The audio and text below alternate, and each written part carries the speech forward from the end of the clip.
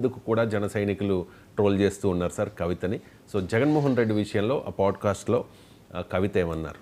But he's like very, very cool when he's in opposition. The Jagan 2.0, I'm loving it. అంటే వైసీపీకి బీఆర్ఎస్కి సంబంధాలు ఉన్నాయనే ఆరోపణ కూడా ఉంది కదా సార్. ఎన్నికలకు ముందు కూడా కేసీఆర్ అండ్ కేటీఆర్ కూడా వాళ్ళు విష్ కాకపోవచ్చు, వాళ్ళు గెస్ అని కూడా వాళ్ళు చెప్పారు. ఖచ్చితంగా నెక్స్ట్ వైసీపీ వస్తుందని చెప్పి సర్వే సంస్థలు చెప్తూ ఉన్నాయి. అదే అభిప్రాయం మాకు కూడా ఉంది అని కూడా కేసీఆర్ ఒక ఇంటర్వ్యూలో కూడా మాట్లాడిన పరిస్థితి. సో వైసీపీకి బీఆర్ఎస్కి ఉన్న సంబంధాల నేపథ్యంలోనే కవిత ఇలా మాట్లాడారు కెస్సే కాదు, విష్ కూడా. ఇప్పుడు వైసీపీకి బీఆర్ఎస్ సంబంధాలు, జగన్ గెలవాలని బీఆర్ఎస్ కోరుకున్నది వాస్తవమే, అందులో అనుమానం ఏం లేదు. అది పబ్లిక్. కానీ నాకు ఆశ్చర్యం వేసింది ఏంటంటే ఆ స్టేట్మెంట్లో ఈజ్ ఆసమ్ అండ్ ఈ face toughest battles of life. అది నిజం. ఈ definitely face the toughest battles of life. ఎందుకంటే కేంద్రంలో కాంగ్రెస్, రాష్ట్రంలో కాంగ్రెస్ అధికారంలో ఉన్న సమయంలో తన రాజకీయ భవిష్యత్తు ఎలా ఉంటుందో ఊహించడానికి కూడా సాధ్యం కాని పరిస్థితుల్లో జగన్మోహన్ రెడ్డి ఓదార్పు యాత్ర అంశం పైన కాంగ్రెస్ పార్టీ నుంచి బయటికి వచ్చి సొంత పార్టీ పెట్టుకొని బలమైన కాంగ్రెస్ను, తెలుగుదేశాన్ని వెనక్కు నెట్టి ఉప ఎన్నికల్లో 2012లో భారీ విజయాలు సాధించాడు. డెఫినెట్గా ఇది ద టఫెస్ట్ బ్యాటిల్, దాంట్లో డిస్ప్యూట్ ఏముంది. తర్వాత 5 ఏళ్ల పాటు చంద్రబాబు నాయుడు ప్రభుత్వం ఉన్నప్పుడు సగం 23 మంది ఎమ్మెల్యేలు తన పార్టీని వదిలినా చెక్కు చెదరని దీక్షతో నిలబడి రాజకీయాల్లో 151 సీట్లు గెలుచుకున్నాడు.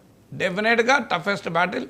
ఇప్పుడు 11 సీట్లకు పరిమితమై కూడా is facing the toughest battle, దాంట్లో డిస్ప్యూట్ లేదు. సో అందువల్ల కవిత అన్న ఫస్ట్ పార్ట్ ఈజ్ ఆసమ్ అనేది ఆమె అంచనా. రాజకీయ విశ్లేషకుడిగా నేను ఎవరిని ఆసమ్ అన్నను, జీరోసమ్ అన్నను. So that's not my take, but she has the right to consider it. But toughest battles అయితే ఫేస్ చేశాడు, దాంట్లో ఏమి డిస్ప్యూట్ లేదు. కానీ I like is Jagan 2.0. Opposition లీడర్గా ఆయన ఎంత కూల్గా ఉన్నాడు అనేది ఆశ్చర్యంగా ఉంది. ఆయన అసెంబ్లీకే రానంటున్నాడు, కూల్ ఎట్లయితుంది? So Jagan 2.0 I like it అంటున్నారు. అంటే ఆయన ప్రతిపక్ష నేతగా ఆయన పోషిస్తున్న పాత్రను నేను లైక్ చేస్తాను అంటుంది. This is something surprise. బహుశా కేసీఆర్ కూడా అదే పాత్ర పోషిస్తున్నాడు కనుక, ఆయన కూడా అసెంబ్లీకి రావడం లేదు కనుక, సో జగన్మోహన్ రెడ్డి కూడా అసెంబ్లీకి రావడం లేదు కనుక మరి కవిత అప్రిషియేట్ చేస్తున్నారో నాకు తెలియదు. కానీ కేసీఆర్ అసెంబ్లీకి రాకపోయినా ఆయన పొలిటికల్ స్పియర్లో చాలా యాక్టివ్గానే ఉన్నాడు. సో అందువల్ల జగన్మోహన్ రెడ్డి పైన విమర్శ ఏంటంటే ఆయన అసెంబ్లీకి రావడము అనే ప్రతిపక్ష నేత హోదా ఇవ్వలేందుకు రావడం లేదు అన్నాడు. కేసీఆర్ ప్రతిపక్ష నేత హోదా ఇచ్చినా రావడం లేదు కదా. బహుశా అందుకే జగన్మోహన్ రెడ్డిని జస్టిఫై చేసే పని చేయొచ్చు. సో అందువల్ల మోర్ సర్ప్రైజింగ్ ఏంటంటే జగన్ 2.0 లైక్ చేస్తాను అనడం ఇంకా సర్ప్రైజింగ్గా ఉంది. జగన్ ముఖ్యమంత్రిగా నేను లైక్ చేశాను, ఆయన ఏదో సంక్షేమ పథకాలు ఇచ్చాడు, ఆయన టఫెస్ట్ బ్యాటిల్స్ ఉంటే ఐ కెన్ అండర్స్టాండ్. అపోజిషన్ లీడర్గా వైసీపీలో ఉన్న నాయకులే జగన్మోహన్ రెడ్డి పర్సనల్ ఈగోలను దాటి అసెంబ్లీకి వెళ్ళాలి, ప్రజాక్షేత్రంలో ప్రజల్ని సమీకరించాలి. ఇంకా తన ఓటమిని తాను అంగీకరించలేని పరిస్థితిలో జగన్ ఉన్నాడు.